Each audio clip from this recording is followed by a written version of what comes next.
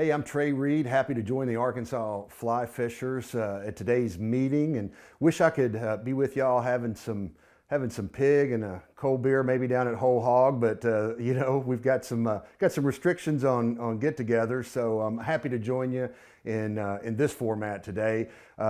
Probably a good time to have a little escapism, and the place I'm going to talk about today is a place that I like to escape. Been going down since 2007. You probably know that I work at Arkansas Game and Fish Commission, and I've addressed Arkansas fly fishers before in that capacity. But today I'm here to talk about a tropical fly fishing paradise. And I've been traveling to this little town at the extreme southern end of Mexico's Caribbean coastline since about 2007. That's when I caught my first bonefish. My wife and I decided we wanted to go on a trip, and she wanted beach, and I wanted a place to try my hand at saltwater flats fly fishing. And I've always been a big fan of Mexican culture. Took a lot of years of Spanish in high school and college, studied some Mexican history in college, and so I started looking in that part of the world. About the same time, I'd been reading a book by Jimmy Buffett called A Salty Piece of Land. It's a work of fiction. He's written both some fiction and nonfiction. And his hero, Tully Mars, that's been in a lot of his books, spent a lot of time south of the town of Tulum, which is about an hour and a half south of Cancun, and lots of fly fishing adventures and what have you. And so I was like, well, that'd be cool. I want to investigate that. So I started looking online and did some internet research. And I found a place that was even farther down the road. It's literally at the end of the road, and that's my kind of place. A small fishing village of about 400 people, about a 5 or 6 hour drive from Cancun. So pulled the trigger, went on the trip, and I just fell in love with the place and been going back ever since. The name of the town is Xcalak, and Xcalak. That trips a lot of people up. It's probably because not many of us speak Mayan, and it is a Mayan word. And in the Mayan language, the X is pronounced a couple of different ways. It's when it precedes a consonant, as in this case, it's pronounced ish. And then when it precedes a vowel, it's just sh, like the shell, word shell. So this is Xcalak, and it is derived from a word related to the word for twins, and it refers to a twin opening, two openings near town in the Great Mayan Reef, or the Mesoamerican Barrier Reef, which runs from Honduras along the Caribbean coast to Central America all the way up past north of Cancun. So that's Xcalak.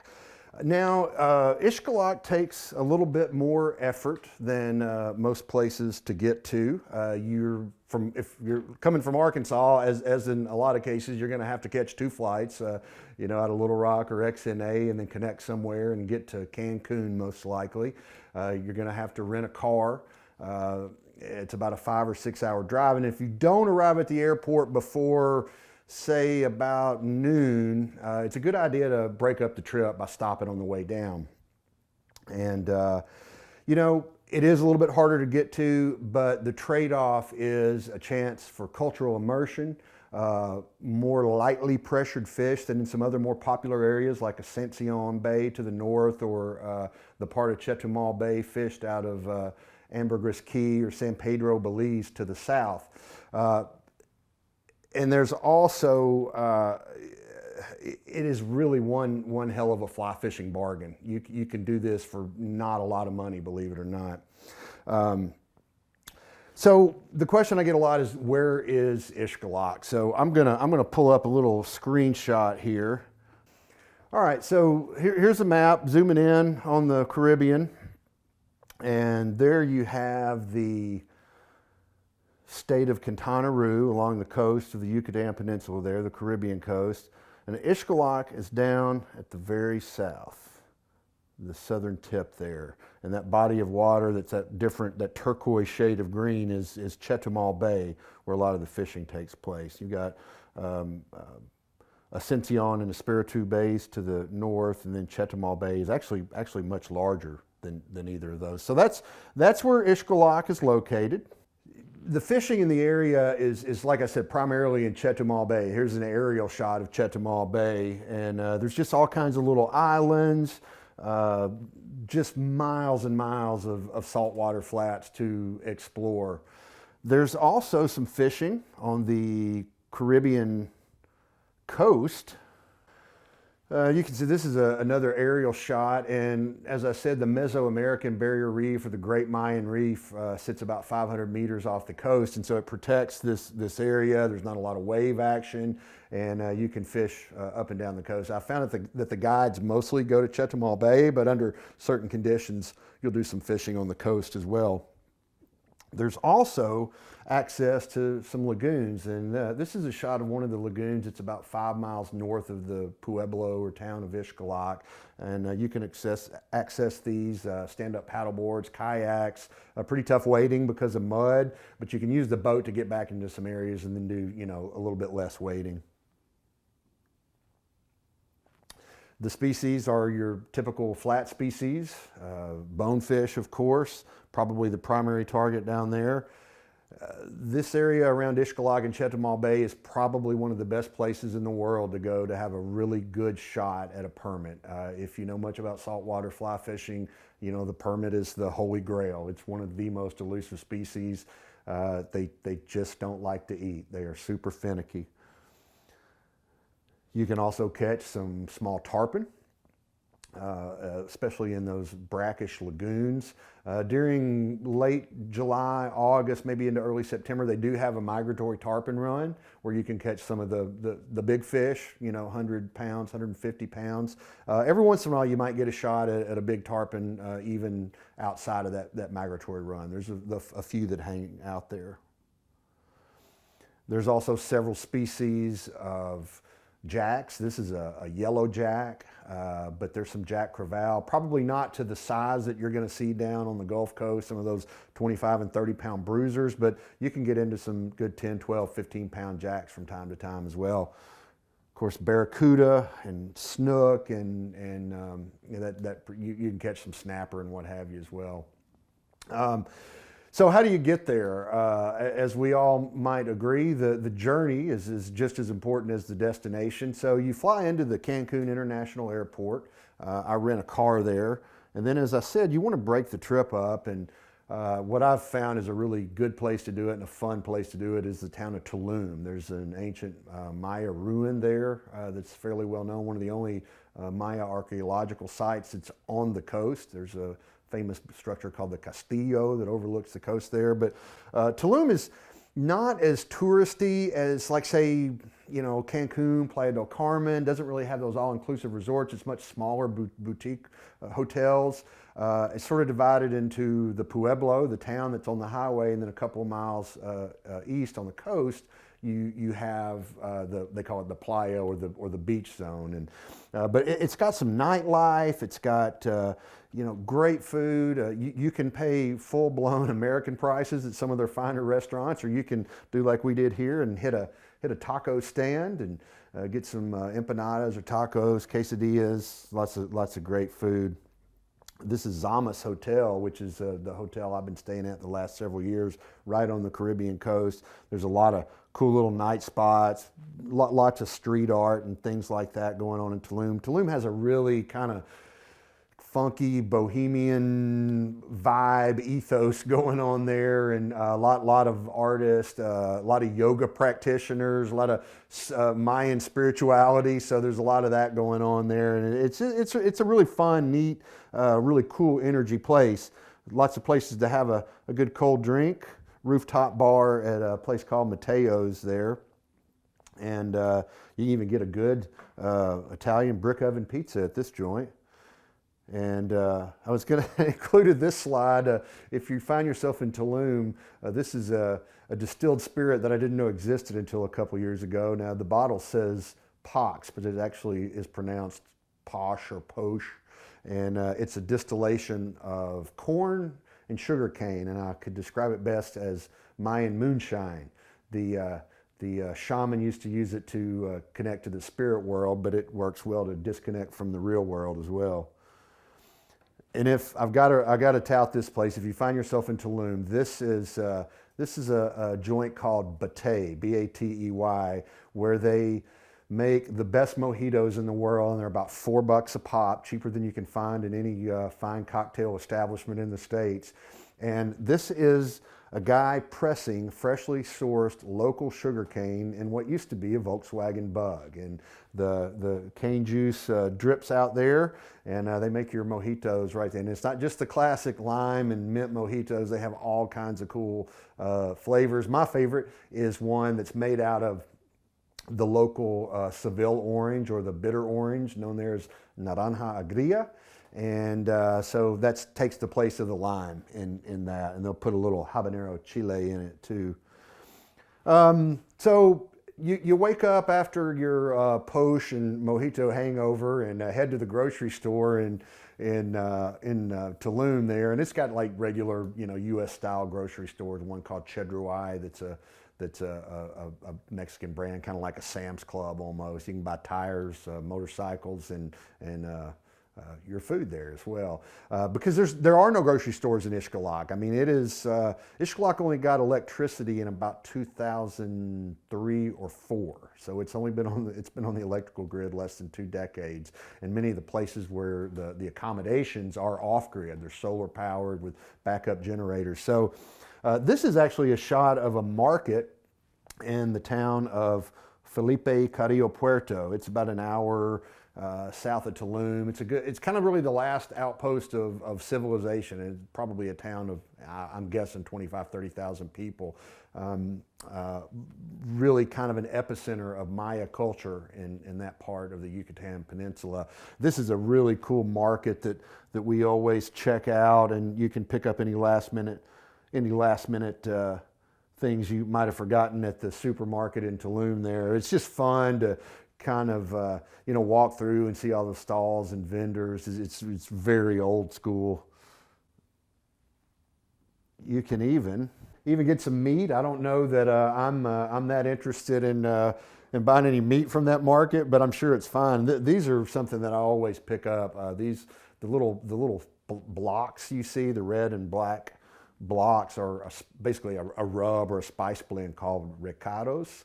The red one is ubiquitous in Yucatecan cuisine. It's called achiote or recado rojo, and then the black one is called recado negro, and it's actually made from deeply charred chilies, and very, very popular in the cuisine down there. You're going to find that a recurring theme in my presentation, one of the threads, I'm going to be weaving in some culinary and gastronomical stuff along with the travel and fly fishing, and that's just something that I'm into, so I hope you are too. Now, this is Main Street in Xcalak. It is, just to give you a sense of what Xcalak is all about, it's a really small town. There are no paved roads. You can't buy gas there. You might buy some gas out of an old 2-liter soda bottle. That's how it's sold there, or a cooking oil bottle. I've seen it sold that way too. But the nearest gas station is about 45, 50 minutes away in Mahahual. So you top off the tank before going to Xcalak. As I said, no paved road. Now that's not a lewd sign that you see rusted out there. That's actually a sign that signifies what's called a tope or topes.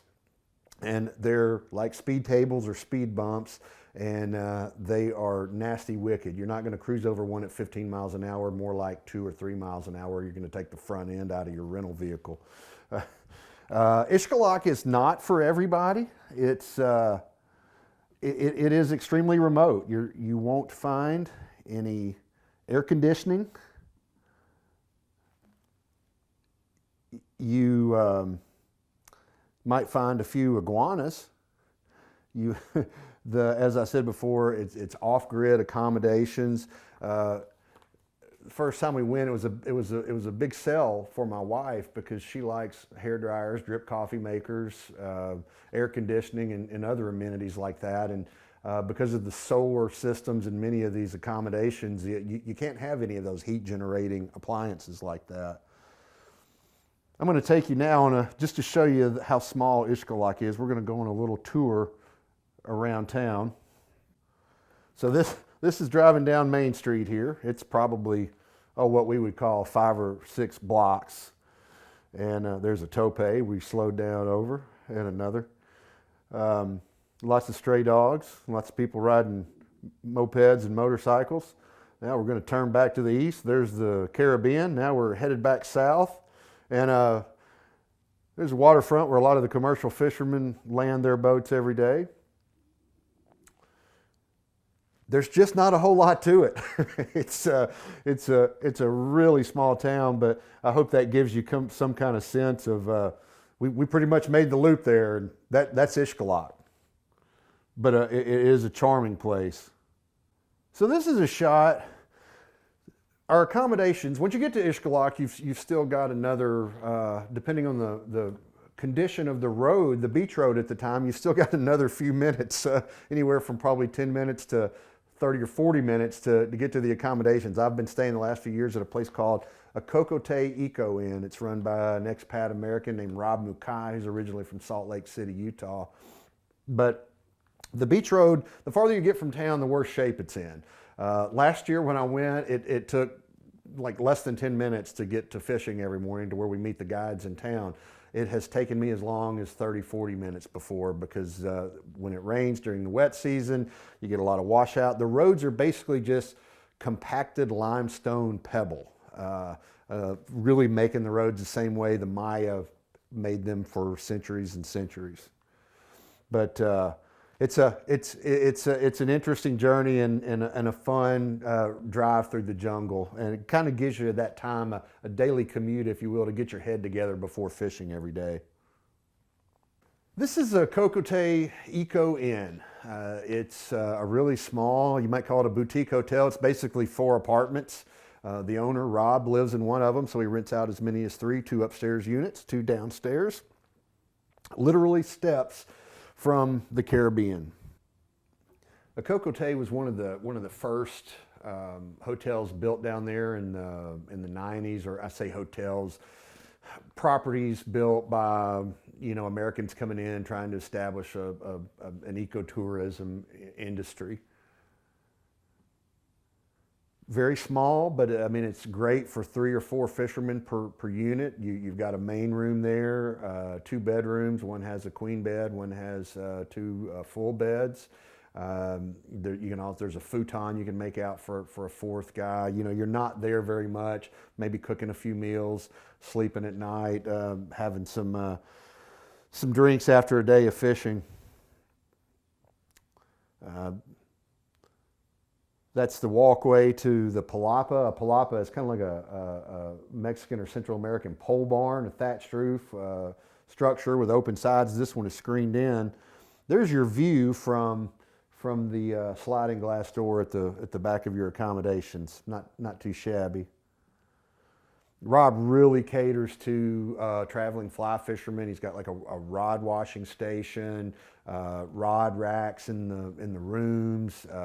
He's actually what he calls the second largest fly shop in Mexico, the Xcalak fly shop, which is essentially a cabinet in the palapa, but you can pick up some leaders, and Rob does a lot of tying and developed a few patterns himself. But one thing that I really like that he does, whenever a new guest arrives, whether that's you or somebody else is checking in during your stay, he has what he calls Robaritas in the palapa, and this is Rob's take on a margarita. Rob actually used to be in the liquor business. He was the marketing director for High West Distillery in Utah. When he left that, it's when he went to Xcalak to start a Cocote. So he's pretty good around the bar. He says the recommended dose is 2, and anything beyond that he does not take responsibility for. But it's really a cool way to meet some other guests, talk fishing, and everybody gets to know one another. A really cool thing that Rob does. Since 2007, I've been fishing with Osprey Tours. Local captain Victor Castro has a landing there in town. There's Victor and some of his crew with some of my crew from last year's trip. Right there in the shadow of the lighthouse is where Victor keeps his boats. I should say where Victor kept his boats. I'm going to, unfortunately, Victor passed away this year. He was only 57 years old and succumbed to COVID-19. And he lost his mom, his dad, and his own life in a span of about 3 or 4 weeks. And he was more than a guide. He was a dear friend. And kind of get a little bit choked up talking about it, but clear that air before we go any further. He was a very, very good friend. No matter where you go, it's always a great boat ride out to the flats. One of the things, you basically run about 2 miles south of town and cut through what's called the Zaragoza Canal to get into Chetumal Bay. It's a man-made canal. And this is actually an old portion of the Zaragoza Canal that was built around the turn of the 20th century. I'm going to show you a map here in a minute that kind of shows the layout, and there's a newer part of the canal that was built and I believe opened in 2002 or 2003, but it is just absolutely stunning to take a boat ride out to the flats every morning.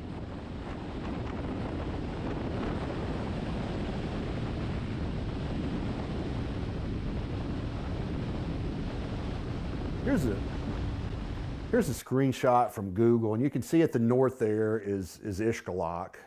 There's a big lagoon called Town Lagoon right there, but you basically you're going to run down south every morning. This is the new Zaragoza Canal here. That's the area, the cut that takes you into Chetumal Bay, and you can see the international boundary right there. If you're familiar with San Pedro, Belize, or Ambergris Key, that's it. I mean, the canal. There's one small piece of Mexico south of the canal before you get to a natural waterway called the Bacalar Chico that is the border between Mexico and Belize right there. You know, there's no border crossings or anything like that. It's all mangroves and Chetumal Bay. But you're going to fish in all those areas, all that light colored water there on the west side of the cut. Just countless little lagoons to explore. And these are all called keys. This is Cayo Chilem. I think this is called Cayo Dos de Abril, 2nd of April. But there's all these just miles and miles of flats to wade here. It is just it's truly an amazing place. There are some do-it-yourself opportunities, and I'm going to talk about those in a little bit, but you really learn so much from guides, just like anywhere you go. Their boats afford you miles and miles of access and quick access to places that would be very hard to wade to or would take you hours and hours to get to. And again, their knowledge. If you've never done any saltwater fly fishing, it's really like still hunting. You spend a lot of time in the bow of the boat just cruising as the guide pulls you around the flats, and you're just looking and scanning the water, looking through the water, and just looking for flashes or nervous water on the surface, just any sign of fish. And so it's not like you're casting a lot. I mean, you some days you might not make 10 or 12 casts all day, but there's a lot of looking. And as I've already mentioned, and you can tell, the scenery is not too bad. And when you do find a bonefish or a permit and get a chance to cast to it, all those long hours of patiently or impatiently waiting are sometimes rewarded with an incredible fight. Another technique you'll use sometimes is to get out and wade. On this day that this photo was taken, it was incredibly windy. Our first day there on a 2019 trip in April, and the wind was just howling. It was just impossible to cast. It always blows there. Casting is always difficult, but it was really windy on this day, and so Felipe Miravete, Victor's nephew, took Lee Redmond and I into some of these sort of backcountry lagoons, and you do a little bit of wading around there. But just because they're small lagoons doesn't mean that there are small bonefish. But you can catch some really nice fish in these lagoons. These were both about 18-inch bonefish and put up one heck of a fight. Take some good wading shoes. They don't have to be the lace-up kind, but they do need a pretty solid bottom to keep from cutting yourself on coral and limestone. If you're wading, one thing the guides will tell you, I'm only half joking, is to watch out for the cocodrilos. That's a saltwater crocodile. We saw this slide and footprints. This was about an hour of fishing, and wondered why he didn't tell us about that sooner. But pretty fresh tracks there. They're not giants like the Australian saltwater crocs you see on Crocodile Hunter, but there's still something to think about. Keep in the back of your mind when you're out there wading.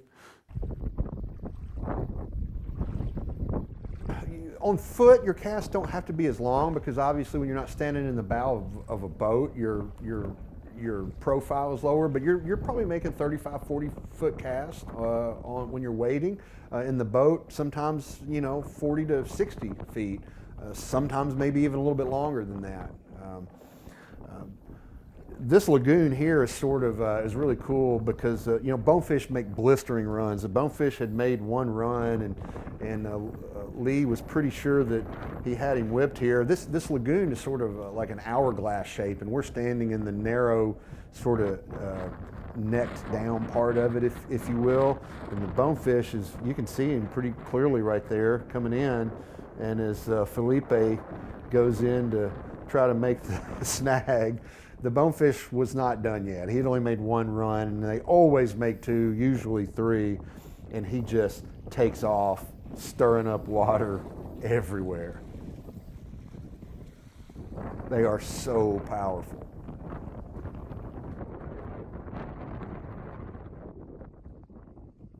So finally, after that second unexpected run,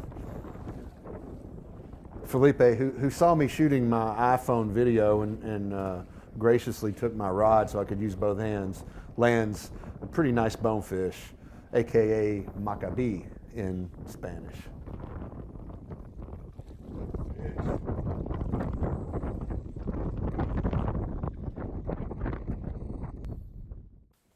You come in from a long day of fishing and having those bonefish bust your arms up like that, and obviously you work up an appetite. And as I promised, there is a culinary and gastronomical thread running through this presentation as well. Despite its small size, there are a handful of restaurants in town. I usually cook meals about half the time and then go out and pick up dinner, support the local economy. There's not much there except commercial fishing and tourism in the form of fly fishing and bird watching and other ecotourism, diving and snorkeling, that sort of thing. This is through the window of Toby's restaurant, where you can find locals hanging out and get a little local flavor from time to time. Toby's has a taco night on Wednesday nights, and this was actually a Thursday night, and we were the only visitors in the restaurant, and I highly recommend the fried fish fingers made with fresh mutton snapper. Pretty incredible, or mangrove snapper sometimes. Now, this little yellow nondescript home is actually another restaurant. It has a name, I'm told, but nobody calls it by that name. They call it the Carnitas Place. There are a few tables set up under the home there, and then there's like a palapa out back where they cook carnitas every morning. They build a wood fire and have this huge cast iron pot and cook pork, seasoned pork in it, and it is just absolutely phenomenal. I think a kilo or 2.2 pounds of pork costs like less than $10. It's just amazing. When you've got prices like that, it just doesn't pay to cook your own meals back at the hotel. But the culinary star of Xcalak is the Leaky Palapa restaurant. Leaky Palapa is owned by a couple of ladies from Canada, Linda Liu and Marla Stiles. And Rob Mukai, who owns a Cocote, has lived and traveled all over the world. He says, I've been in some of the foodiest cities, lived and traveled to some of the foodiest cities, and they're in my global top 10 anywhere. And that includes places like Tokyo, Sydney, LA, elsewhere. It is truly phenomenal food, and you know, you're going to pay more than you will for the fish fingers at Toby's, but the prices are really incredible for the quality of the food. Okay, short little sidebar here. I'm burying the lead a little bit, but a little bit of news to share with you too. I've actually recently taken on a part-time role, not leaving my day job at Game and Fish. I'm going to be the managing editor of Tail Fly Fishing Magazine. And I bring that up here because I've been reading Tail for a little while, and I pitched an article to them about the leaky palapa because I eat there every time I go. And they liked it, and they said, well, how about writing about the fly fishing too? And I did that in the July-August issue, and here just a few months later, the managing editor stepped down to pursue other interests, and they asked me if I'd like to step in. And so I owe a little bit to the leaky palapa, and we'll see how a guy from landlocked Arkansas does editing a saltwater fly fishing magazine. Anyway, Linda Lou on the left there, and Marla Stiles, her wife, on the right, were diving and traveling through Central America and Mexico back in the early 2000s. They had their own portable air compressor, and somebody approached them in Xcalak and said, got this vacant property here, y'all ought to open a restaurant. And Marla is a classically trained chef, and Linda had also worked in the restaurant business, and so sort of on a wild hair, they left the Great White North in Canada, sold their house, sold their restaurant, and opened up a restaurant in a town of 350 or 400 people at the end of the road in the Mexican Caribbean. The results have been phenomenal. In 2013, they moved from the original location, which was a palapa that leaked, which is how the restaurant got its name, into a new home, and the bottom floor was designed as a restaurant with a kitchen. The food is just amazing. Great appetizer, or the fried ravioli. Fresh fish is always on the menu here. It is probably about 2 or 3 good casts from the restaurant to the Caribbean. So there's a good chance whatever's on your plate at night was swimming earlier in the day. And Linda runs the front of house operations and is a good hand with the cocktails. I highly recommend her specialty, which is a chile pineapple margarita, to die for. So back to the fishing. I mentioned that guided trips are a great way to get local knowledge, support the local economy, get to a lot more places, but there are some great do-it-yourself opportunities. We took one afternoon after being guided and hit one of the spots west of town. Xcalak is on a peninsula that juts south toward Ambergris Cay, and so there's a couple of really primitive roads, but roads nonetheless, leading west out of town, that take you to a defunct ferry terminal. A ferry terminal was built, but after building it in typical sort of developing world boondoggle fashion, they discovered after building the terminal that the ferry was the water was much too shallow in Chetumal Bay to get a ferry loaded with cars from Xcalak over to the state capital of Chetumal, which sits on the other side of the bay. But there's a road, and fly fishermen can benefit from that by driving over, parking their car, and just walking in and wading, again, miles and miles of flats. Again, basically you just park your car, put your wading boots on, get your gear ready, and then just strike out pretty much in any direction. When we were down there as the pandemic began in March of last year, we met some new friends, Katie Winger here and her partner Bob Haynes down from Durango, Colorado. Bob's a really good fly fisherman. He's a manager at Spirit Lake, I think is the name of it, outside of Durango, Colorado. And Katie caught this really good bonefish just on the beach, walking down the beach just north of Okokote. You can also, that tarpon picture I showed earlier was was also Katie, and she caught that in the lagoon west of Okokote on the west side of the beach road. And Bob really showed out and caught a really nice permit in the on the beach. Anyway, The water is just incredibly beautiful, and you get these just varying shades of from clear to blue to green. Great overhead shot of a tight loop there on the coast side as well. So not only can you walk up and down the beach, but the guides do fish the coast side every once in a while. We saw a few permit on the coast last trip, but just couldn't make any of them eat. This is I talked about just the color of the water and everything there, and this is one that is just incredible. The different shades of blue that you get on the water there. There's never a dull boat ride when fishing around Xcalak, Mexico. That's for sure. As I mentioned before, Xcalak and this part of Mexico is probably one of the best places you can go anywhere in the world, outside of some even more remote places, maybe the Seychelles and things like that, to catch permit. It doesn't get the pressure that Ascension Bay. There's a lot of lodges up at Punta Allen, which is down a dead-end road from Tulum, about 25, 30 miles south of the beach zone in Tulum. That's where the famous Palometa Club is. And Ascension is much smaller and gets probably a lot more visitors because it's closer to Cancun. You know, it's basically 2 hours from Cancun as opposed to 5.5 or 6. So now the thing you got to know about permit fishing though is that it's an all-in proposition.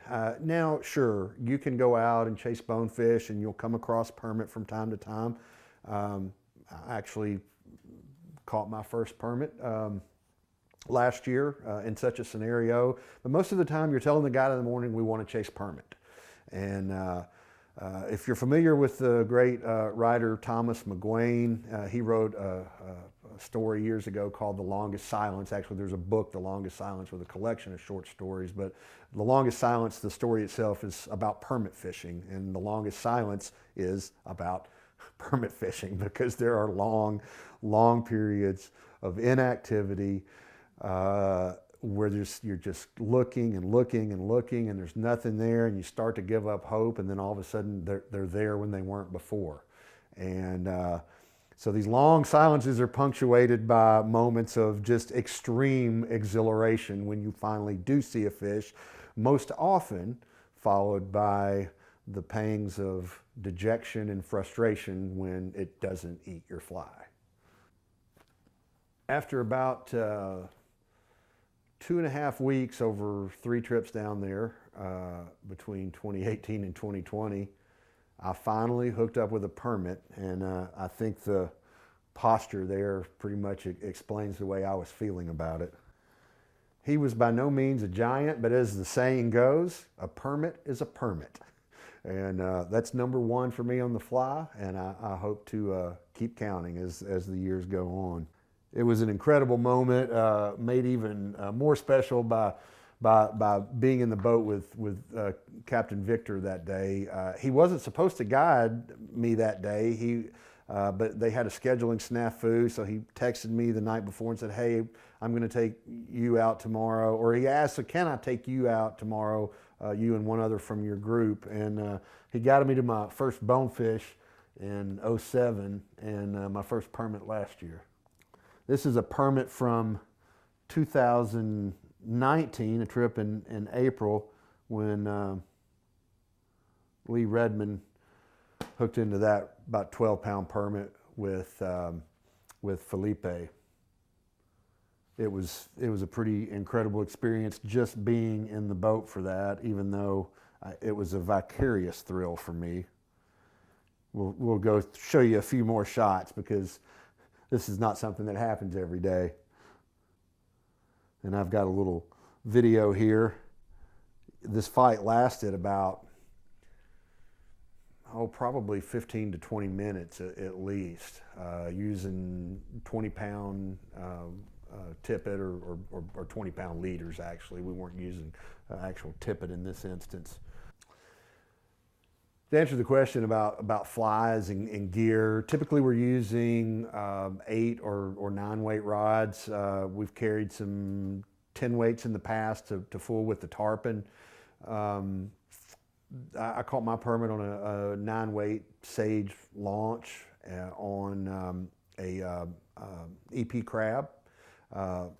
Lee caught the permit you just saw on an EP crab. I think he was using, I'm not sure if he was using an 8-weight or 9-weight Sage that time. The other important consideration, you've got to have a good reel with a good drag system. It's not like, even a big brown around here. I mean, they're getting into your backing, almost guaranteed. Even some of those 12-inch bonefish are going to get into your backing. And when you hook into a 10, 12-pound permit, it's going to take a while, and you need good equipment. Here's another shot of some of the flies, and I'll zoom in to a little bit closer shot, because this one, there's 2 flies here that basically produce 2 permit in the last 3 trips I've made. This is the EP crab. These were tied by Lee Redmond, and he caught his permit on this one here, and mine was just a little bit darker shade of that. But the guides, every time at the end of the trip, you'll typically, in addition to tipping the guides daily, hey, you want to pick some of my flies out because they can't get tying materials. There's no fly shops other than Rob's small place, and so they always pick these light colored EP crabs, always the first ones to go when they pick through your boxes. That tells me that's the money fly.